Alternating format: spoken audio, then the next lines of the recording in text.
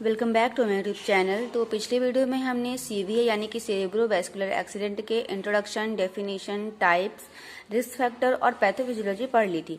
इस वीडियो में हम पढ़ेंगे clinical manifestations, diagnostic evaluation, management और कॉम्प्लिकेशन। तो देखते हैं क्लिनिकल मैनिफेस्टेशन। फर्स्ट है हेमीप्लेगिया। हेमीप्लेगिया मतलब क्या होता है? Paralysis of one side of the body.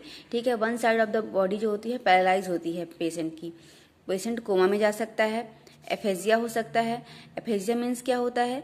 ये एक लैंग्वेज डिसऑर्डर होता है जिसमें जो पर्सन होता है वो ना बोल पाता है और ना ही शब्दों को समझ पाता है, इसे बोलते हैं अफेजिया।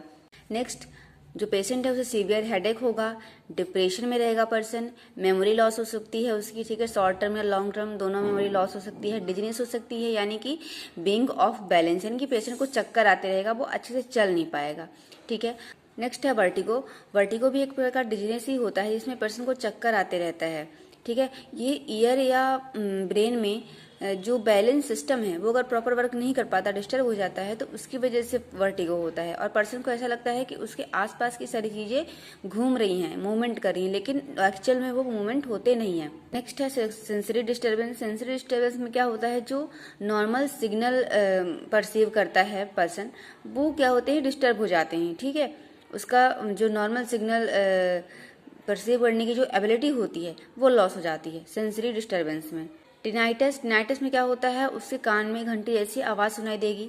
Lack of awareness. ठीक है, पर्सन अवेयर नहीं रहेगा यानी कि कॉन्शियसनेस उसकी लॉस हो सकती है। नोजिया एंड वॉमिटिंग होगी। हेमी एनेस्थीसिया क्या होता है? हेमी एनेस्थीसिया मतलब imbalance of sensation in one part of the body. ठीक है, सेंसेशन लॉस हो जाती है इसमें। नेक्स्ट है क्वाड्रिप्लेजिया। क्वाड्रिप्लेजिया मतलब क्या होता है? जो 4 लिम्स होते हैं यानी कि दोनों हाथ और दोनों पैर, उनमें पैरालिसिस हो जाता है, सेंसेशन पूरी तरह से लॉस हो जाती है। नेक्स्ट है sudden onset of visual loss. जो विजुअल लॉस हो सकता है सडनली। ठीक है, डिस्फेजिया क्या होगा? इसमें जो पर्सन है होगा वो स्वॉलोइंग नहीं कर पाएगा प्रॉपरली, डिफिकल्टी होगी स्वॉलो करने में। Impairment of mental activity. जो पर्सन की नॉर्मल थिंकिंग, इमोशन, ठीक है, परसेप्शन, ये एबिलिटीज हैं वो इम्पेयरमेंट हो जाती हैं। ठीक है, मेंटल एक्टिविटी उसकी इम्पेयरमेंट हो जाती है। Difficulty in speaking and swelling. ठीक है, बोलने में और निगलने में उसको डिफिकल्टी होगी। Loss of half visual field. जो हाफ विजुअल फील्ड है वो डिस्टर्ब हो जाएगा। हाफ विजुअल फील्ड को हम मेडिकली क्या बोलते हैं? Hemianopia. ठीक है, हेमी एनोपिया बोलते हैं अगर जब किसी भी पर्सन का हाफ विजुअल फील्ड लॉस हो जाता है तो। ठीक है, इंक्रीज स्वेटिंग, डायफोसिस जिसे कहते हैं। ठीक है, स्वेटिंग बहुत ज्यादा होगी, पसीना आएगा पर्सन को। एलेक्सिया होगा। एलेक्सिया मतलब क्या होता है? पार्शियल और complete inability to understand the written words. जो लिखे हुए शब्द होते हैं ना वो पर्सन को समझ नहीं आते हैं, या पार्शियली या कंप्लीटली वो इनेबल हो जाता है। अटेक्सिया मतलब क्या होता है? जो मस्कुलर कोऑर्डिनेशन है, ठीक है, जैसा वो मन चाहे अपने हाथ पैरों को वो उठा नहीं पाएगा, मस्कुलर कोऑर्डिनेशन डिफेक्ट हो जाएगा। ठीक है, loss of judgement and thinking ability. ठीक है, उसकी जो थिंकिंग एबिलिटी है या राइट और रॉन्ग को पहचानने की जो एबिलिटी है, ठीक है, वो जजमेंट उसका लॉस हो जाएगा। अप्रेक्सिया। अप्रेक्सिया मतलब क्या होता है? Inability to perform purposeful movement. ठीक है, ये भी वही है कि वो मन चाहे तरीके से अपने मूवमेंट नहीं कर पाएगा, हाथ पैरों को उठा नहीं पाएगा। ठीक है, तो ये क्या इसमें क्या होता है? इनेबल हो जाता है पर्सन मन चाहे चीजों में पर्पजफुल मूवमेंट करने में। नेक्स्ट हम देखते हैं डायग्नोस्टिक एवेल्युएशन। फर्स्ट है हिस्ट्री कलेक्शन। हिस्ट्री कलेक्ट करेंगे। ठीक है, उसकी जो लाइफ स्टाइल है या किसी डिसीज से रिलेटेड, ये सारी हिस्ट्री हम लेंगे। ठीक है, उसकी डाइट से रिलेटेड। नेक्स्ट है physical examination. Physically proper examine करेंगे, सीटी स्कैन करेंगे, एंजियोग्राफी करेंगे, सीएसएफ एनालिसिस करेंगे। सीएसएफ में क्या, सीएसएफ क्या होता है? Cerebro spinal fluid. ठीक है, उसे कल्चर करेंगे, एनालिसिस करेंगे। एक्सरे ऑफ स्कल, स्कल का एक्सरे करवाएंगे, सेरिब्रल एंजियोग्राफी करवाएंगे। ठीक है, नेक्स्ट है ब्लड एग्जामिनेशन जैसे कि HB, TLC, DLC and ESR test करवाएंगे। नेक्स्ट है डिफ्यूजन वेटेड इमेजिंग। ठीक है, DWI। It is a type of magnetic resonance imaging. ठीक है, जो MRI होता है ये उसी का एक टाइप होता है that evaluates molecular function and micro architecture of human body. ठीक है, इसके थ्रू हम जो मॉलिकुलर लेवल पर जो फंक्शन होते हैं बॉडी में उसे हम उसकी इमेज हमें इसमें मिलती है। ठीक है, it permits mapping of diffusion process. जो डिफ्यूजन प्रोसेस होती है सेल्स के अंदर, ठीक है ना, किस तरीके से मॉलिक्यूल ट्रेवल कर रहे हैं, ये उसकी मैपिंग हमें देता है। नेक्स्ट है MRI, ठीक है, जिसे हम मैग्नेटिक रेजोनेंस इमेजिंग कहते हैं। इट आइडेंटिफाइज हेमरेजिक और नॉन हेमरेजिक स्ट्रोक, ठीक है। इसके थ्रू हम पता करते हैं कि जो हेमरेज है वो जो स्ट्रोक है वो हेमरेजिक है या नॉन हेमरेजिक है, ठीक है।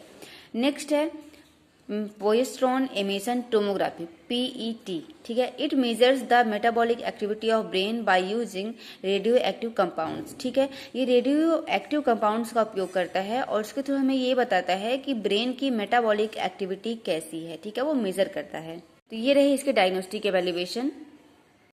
अब नेक्स्ट हम देखेंगे इसका मैनेजमेंट। तो सबसे पहले मेडिकल मैनेजमेंट देखते हैं। मेडिकल मैनेजमेंट में क्या क्या आता है। सबसे पहले इमरजेंसी ट्रीटमेंट करेंगे पेशेंट को, ठीक है। पेशेंट अनकॉन्शियस हो सकता है, ठीक है, कोमा में जा सकता है, ठीक है। तो पहले तो वो चीज़ें हम ट्रीट करेंगे, ठीक है, इमरजेंसी ट्रीटमेंट देंगे। नेक्स्ट है supportive treatment, prevention of complication को प्रिवेंट करेंगे। Rehabilitation, prevention of further stroke, ठीक है, फर्दर स्ट्रोक ना आ जाए उससे प्रिवेंट करने के लिए हम मेडिसिन देंगे, ठीक है। सप्लीमेंट्री ट्रीटमेंट भी देंगे। तो ये सारे जो मैनेजमेंट है, ट्रीटमेंट है, वो मेडिकल मैनेजमेंट में आते हैं। अब हम पढ़ेंगे कि जो इमरजेंसी में ट्रीटमेंट है उस पर हम क्या क्या कर सकते हैं। इमरजेंसी ट्रीटमेंट में क्या करेंगे। सबसे पहला है रिमूव डेंचर्स। डेंचर्स का मतलब जो आर्टिफिशियल टीथ अगर पेशेंट के अंदर है तो उसे हम उन टीथ को पहले निकालना है, ठीक है। नेक्स्ट है इंश्योर पेटेंट एयरवे, ठीक है, जो एयरवे है उसे मेंटेन करना है, ठीक है। रिमूव टाइट क्लॉथिंग, अगर पर्सन ने टाइट क्लॉथिंग वेयर की हुई है तो उसे हम रिमूव करेंगे। Obtain CT scan immediately person का हमें CT स्कैन करवाना है। Establish IV access with normal saline to maintain BP, ठीक है। अगर BP की प्रॉब्लम आ रही है, ठीक है, तो उसमें हम IV फ्लूइड लगाएंगे जैसे कि नॉर्मल सलाइन, ठीक है। Elevate head of the bed at 30 degree angle if there are no symptoms of shock और इंजरी। अगर कोई शॉक या इंजरी के सिम्टम्स नहीं है तो जो बेड है, जो हेड है, उसे एलिवेट करेंगे और बेड को 30 डिग्री एंगल पर क्या करेंगे, एलिवेट कर देंगे। Monitor vital sign, oxygen saturation and cardiac rhythm, ठीक है। सारे वाइटल साइन जो हैं उन्हें हम मॉनिटर करेंगे जैसे कि ऑक्सीजन सैचुरेशन, कार्डियक रिदम, ठीक है। नेक्स्ट आता है सपोर्टिव ट्रीटमेंट, ठीक है। तो फर्स्ट इसमें आता है nutritional supplement by IV fluid and Ryle's tube, ठीक है। सबसे पहले न्यूट्रिशन जो सप्लीमेंट है उसे कंप्लीट करेंगे, मेंटेन करेंगे। IV फ्लूइड से कर सकते हैं, रायल्स ट्यूब से कर सकते हैं, ठीक है। नेक्स्ट है प्रिवेंट बेड सोर by change of position and back care and water bed, ठीक है। जो हमने इमरजेंसी केयर प्रोवाइड करी उसके बाद जब पेशेंट थोड़ा स्टेबल हो जाता है उसके बाद क्या है कि वो बहुत लॉन्ग टाइम तक वो हॉस्पिटलाइज रहेगा, बेड में रहेगा, ठीक है। तो उससे बेड सोर होने के चांसेस रहते हैं, तो हमें फ्रिक्वेंटली उसकी पोजीशन को चेंज करते रहना है ताकि पर्सन को बेड सोर ना हो, ठीक है। बैक केयर भी देना है, वाटर बेड देना है, ठीक है। Lungs aspiration should be prevented, ठीक है। लंग्स एस्पिरेशन को प्रिवेंट करके रखना है, ठीक है, किसी कंडीशन में ये नहीं होना चाहिए। Care of bowel to prevent constipation by administer laxatives purgative, ठीक है। लग्जेटिव्स एंड परगेटिव भी एडमिनिस्टर करना है, ठीक है, अकॉर्डिंग टू फिजिशियन, ठीक है, जैसा फिजिशियन कहते हैं, ठीक है, ताकि उसे कॉन्स्टिपेशन से प्रिवेंट किया जा सके। केयर ऑफ रेस्पिरेटरी ट्रैक्ट, ठीक है, रेस्पिरेटरी ट्रैक्ट की प्रॉपर केयर करना है, एयरवे को प्रॉपरली मेंटेन रखना है, ओपन एयरवे को, ठीक है, और एस्पिरेशन से को प्रिवेंट कर रखना है। ट्रीटमेंट ऑफ हाइपरटेंशन, अगर पर्सन का BP इंक्रीज आ रहा है तो उसका भी ट्रीटमेंट करना है। ये सारे आते हैं सपोर्टिव ट्रीटमेंट में। नेक्स्ट आता है प्रिवेंशन ऑफ कॉम्प्लिकेशन को कैसे हम प्रिवेंट करें। फर्स्ट आता है reduce the oedema of the brain bye diuretics, ठीक है। फर्स्टली हमें क्या करना है, ब्रेन में जो एडिमा है उसे रिड्यूस करना है। क्या यूज करके, डायूरेटिक्स ऐसे ड्रग्स होते हैं जो कि यूरिन का आउटपुट बढ़ा देते हैं, ठीक है, जिससे एडिमा कम हो जाता है, ठीक है। जैसे कि फर्स्ट ड्रग है फ्रूसेमाइड, मैनिटॉल, ठीक है। नेक्स्ट है स्टेरॉइड जैसे कि डेक्सोना, ठीक है, जिसे डेक्सामेथाजोन भी कहते हैं। ओरल ग्लाइसरॉल दे सकते हैं। B नंबर क्या है, aspiration only in case of interaction. यहाँ पर एस्पिरेशन का मतलब क्या है, सक्शन करने से है। सक्शन हम सिर्फ उन्हीं केस पे करना है जिसपे हमें इंटरेक्शन या किसी भी फॉरेन बॉडी के की प्रेजेंस या इंटरेक्शन या एस्पिरेशन के ही केस पे करनी है, ठीक है। रूटीनली जो सक्शन है वो नीडेड नहीं है, इसका कहने का मतलब ये है। रिहेबिलिटेशन केयर क्या देनी है, जैसे कि फिजियोथेरेपी दे सकते हैं। और नेक्स्ट है एक्टिव एंड पैसिव एक्सरसाइज, यानी कि या तो पर्सन खुद से एक्सरसाइज कर ले या हमें खुद से एक्सरसाइज उसे करवानी है, ठीक है। स्पीच थेरेपी दे सकते हैं, क्योंकि अब बताया था मैंने आपको अफेजिया है पर्सन को और स्पीच डिसऑर्डर भी है, ठीक है। तो स्पीच थेरेपी दे सकते हैं। ये 3 रिहेबिलिटेटिव थेरेपी हमें देना है प्रिवेंट फर्दर स्ट्रोक। जो फर्दर स्ट्रोक आने के जो चांसेस हैं उन्हें प्रिवेंट करना है, एडवाइस करना है स्टॉप स्मोकिंग, ठीक है। कंट्रोल ऑफ बीपी को कंट्रोल रखना है। रिड्यूस द ओबेसिटी, अगर ओबेस पर्सन है तो उसे ओबेसिटी को रिड्यूस करने के लिए बोलेंगे, ठीक है। अगर कोई हार्ट डिसीज है तो उसका प्रॉपर ट्रीटमेंट लेने के लिए बोलेंगे। ये कुछ प्रिवेंशन मेजर्स हैं जो हम करके प्रिवेंट कर सकते हैं फर्दर स्ट्रोक को। नेक्स्ट है सप्लीमेंट्री ट्रीटमेंट। क्या सप्लीमेंट्री ट्रीटमेंट दे सकते हैं? पहला है एंटी कन्वल्जेंट दे सकते हैं, जैसे कि डायजीपाम, ठीक है, ताकि कन्वल्जन को प्रिवेंट किया जा सके। एंटी हाइपरटेंसिव ड्रग देंगे, जैसे कि लेबिटालोल टू डिक्रीज ब्लड प्रेशर, ठीक है, ब्लड प्रेशर को रिड्यूस करने के लिए लेबिटालोल दे सकते हैं। डबल एंटी प्लेटलेट थेरेपी, ठीक है, DAPT, ठीक है। इसमें क्या आता है? डाईपायरेडामोल कंबाइंड विथ एस्प्रिन, ठीक है। एंटीस्पाज्मोटिक ड्रग दे सकते हैं, जैसे कि बैक्लोफेन, ठीक, टाइजानाइडिन, डेंट्रोलेन। नेक्स्ट है एंटी डिप्रेसेंट दे सकते हैं, जैसे कि फ्लोक्सेटिन, नोट्रिट्राइलिन, सिट्रालिन।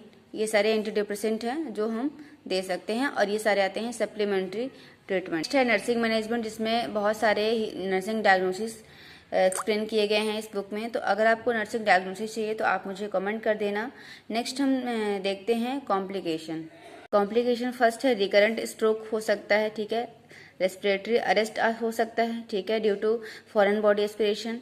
कन्वल्जन भी हो सकते हैं, पल्मोनरी एम्बोलिज्म हो सकता है और स्ट्रेस अल्सर हो सकता है, ठीक है। तो अगर प्रॉपर ट्रीटमेंट स्ट्रोक का नहीं किया जाएगा तो ये सारे कॉम्प्लिकेशन हैं जिसे पेशेंट को फेस करना पड़ सकता है। सो इस वीडियो में इतना ही। नेक्स्ट वीडियो में या तो मैं आपको इसके नर्सिंग डायग्नोसिस के बारे में बताऊंगी, जिसमें हम 6 नर्सिंग डायग्नोसिस को डिस्कस करेंगे, या तो हम कोई अदर डिसीज के बारे में पढ़ेंगे। आप मुझे कमेंट करना कि आपको किस चीज़ की नीड है।